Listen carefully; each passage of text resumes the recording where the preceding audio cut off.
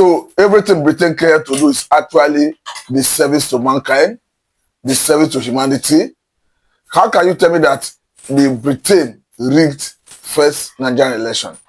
I will allow you to listen to this man, Mr. Smith, disclosing, confessing how Britain rigged Nigerian first election in favor of northern Nigeria. And he goes to show that the Britain actually handed over Nigeria to northern Nigeria, particularly the Fulani. And of course, look at the way Nigeria has been managed since then. And every effort for people to even talk about secession has always been resisted by the same Britain. I will allow you to listen to the man and have a sense of what we are passing through in this country, because what they cannot allow to happen in their own country is what they bequeathed to us here. How can you lay such a faulty foundation? As someone who you claim to be civilized, you are bequeathing a faulty foundation to people you claim to colonize. I will allow you to listen to him. We'll come back to further this conversation after this time. The British government rigged the first and most important election in the history of Nigeria in 1959 in favor of the North. Am I correct? Yes. How long were you in Nigeria for? From 1955 to 1960. I was a Labour officer, a senior civil servant. Okay. I only intended to stay in Lagos initially for 2 tours of duty. Although because of this conflict with the elections,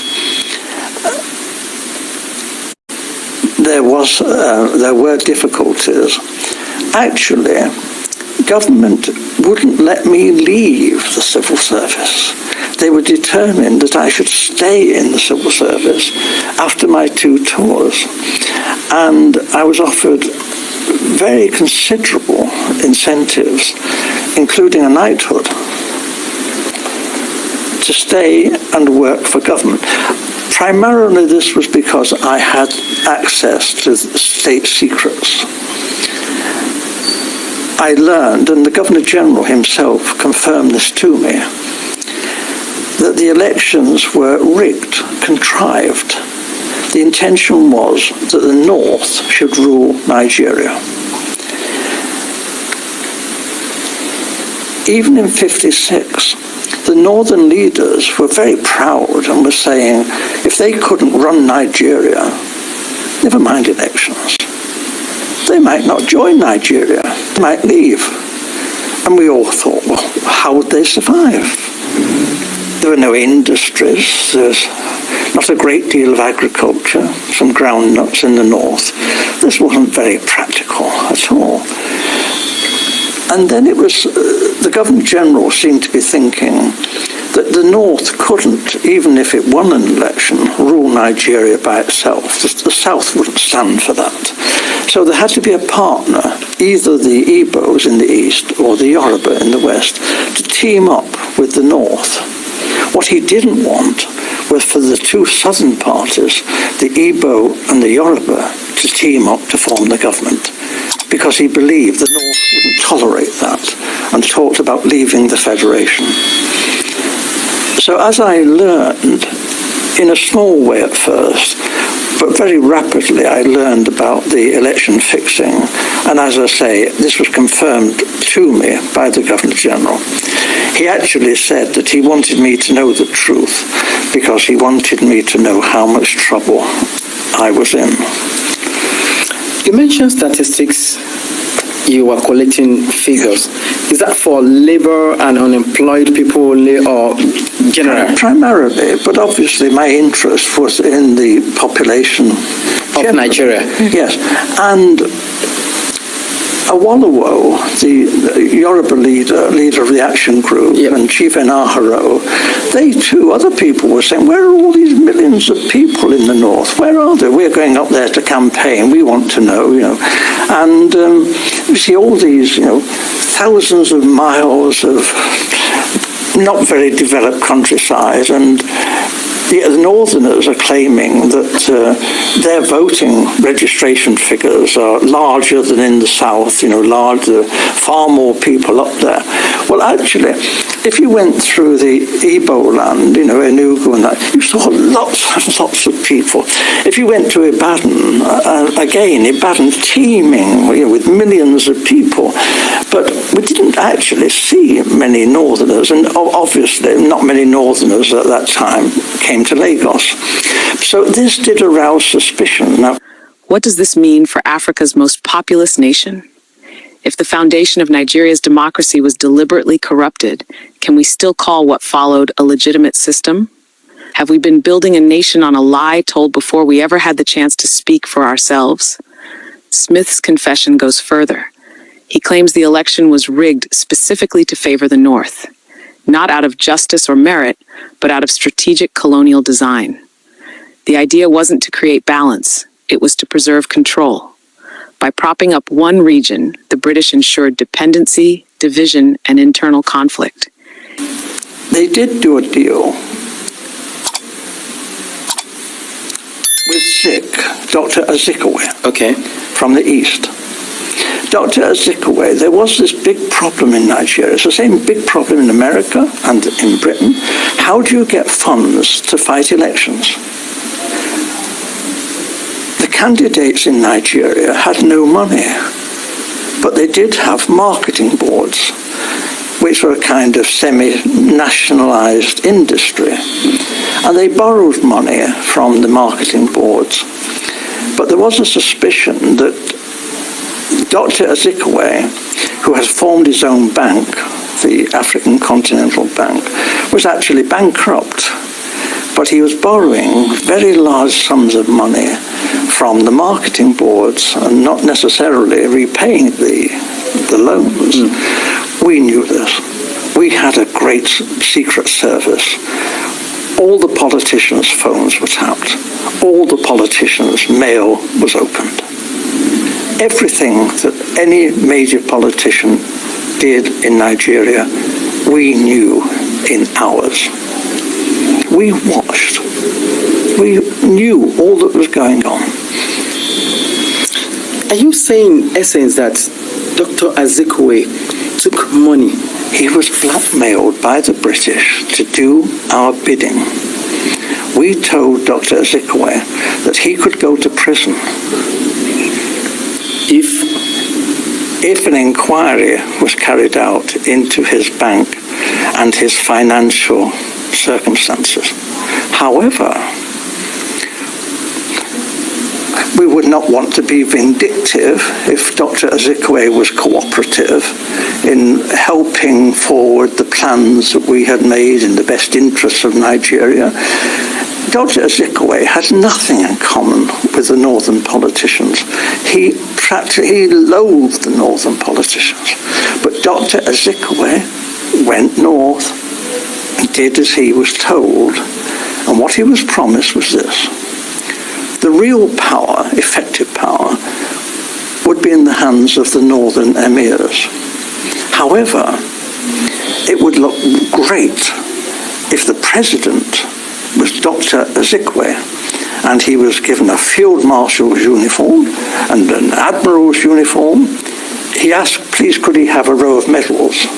But they said, well, no, that was a bit difficult, to get the medals.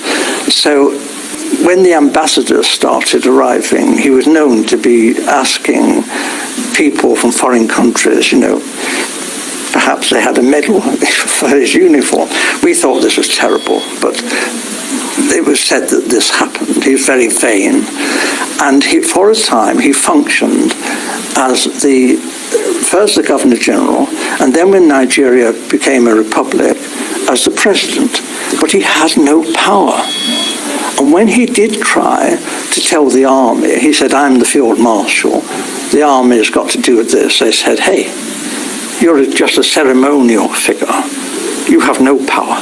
The Prime Minister, Balewa, gives us our orders. So there was a feeling then that there was going to be trouble. And then it was because the Awolowo and the Action Group had become the official opposition, what we British wondered, how could they win another election without the British counting the votes? There could not be another proper run election without us there. We knew what we were doing. We were just helping things along. You know, we were doing what the British do, favouring our friends and looking after our own and repaying favours. We don't call that corruption.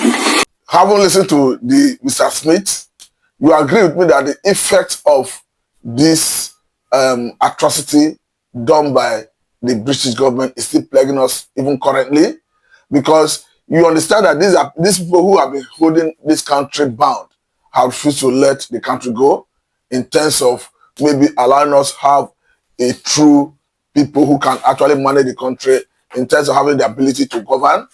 Because as we speak, the same ideology, the same people who have been piloting the affairs of the country see one way or the other find a way to continue doing so. And surprisingly, even all the quests for people to have their own sovereign state, including Biafra Republic, that is being spearheaded by Mazen Nandekalo, including even the Oduduwa Republic that is spearheaded by Sunday Igboho. You understand that recently, when the Sunday Igboho will go to Britain to summit later, that has to do with Oduduwa Nation, even the British High Commission in Nigeria here advised him to join hands with other Nigerians to move Nigeria forward. I begin to wonder, even when Britain decided to exit European Union, nobody advised them to drop the idea and join other member European Union countries to move European Union forward. We understand that what transpired then was that the minority had their say and the majority had their way. So in the same vein, I think Britain must understand and recognize that as a people, we deserve to determine how we want to be governed, or how we want to define our own destiny. Because the way it is, Britain did not even see the consent of the people before even bringing everybody together to amalgamate everybody in this contraction called Nigeria. Because we understand that before Britain came here, the people have their different ways of governance. Like the Igbos have their own architecture, have their own structure of government. The same thing is applicable to the Yorubas. The same thing is applicable to the Hausas. And if for any reason people needed to come together, it should have been through unanimous agreement, not just the idea of the Korean master, bringing people of different background, people that do not understand each other, people of different culture, people of different religious belief and all that, and amalgamate everybody together. And today we can see the effect in the society. And unfortunately, every effort being made to restructure the country or for people to pathway has always been resisted by those who are privileged to benefit from the fraudulent nature. We saw the Abuja Accord that sought to address all the anomalies in the country, and we saw how someone like Gowon messed up the whole thing. Because actually, if you look at all the problems plaguing the country currently, and all the areas of Aburi agreements, you agree with me that Aburi was like a solution to Nigerian problem. Because number one, currently we are nearing for state police. State police was already contained in the Aburi Accord. A restructured Nigeria was already contained in the Aburi Accord. A decentralized military was already contained in the Aburi Accord. So it's going to show that if they had allowed the Aburi to work, by now, nobody will be talking about all this problem that is plaguing the country, particularly the issue of insecurity that have taken the center stage, that refuse to go, that has to do with the Fulani militia. And the way it is, it's quite unfortunate that our security agencies have not been able to address the level of insecurity they are seeing. And the global terrorists have made it very clear that the Fulani militia of Nigerian extraction is the fourth most dangerous terrorist organization in the world. So to that extent, I think the Britain by now should be apologizing to Nigerians, because for me, this is actually a serious disservice to mankind. Because what is Nigerians are passing through currently can only be imagined. A situation where you have bandits who now decide how an environment should be run in Nigeria. Talking about Toji Bello, who is holding sway in some parts of Zamfara state. And even the recent one that happened in Zamfara and Katsina, where a bandit leader held meeting with state governors, about 2 state governors, talking about the state governor of Katsina and Zamfara, and talking about Ado Aleru, who came to the meeting fully armed with his men. And this is a man who have a bounty of 5 million on his head. Of course, holding meeting with executive governor of a state. For me, this is high level of insult to the sensitivity of Nigerians.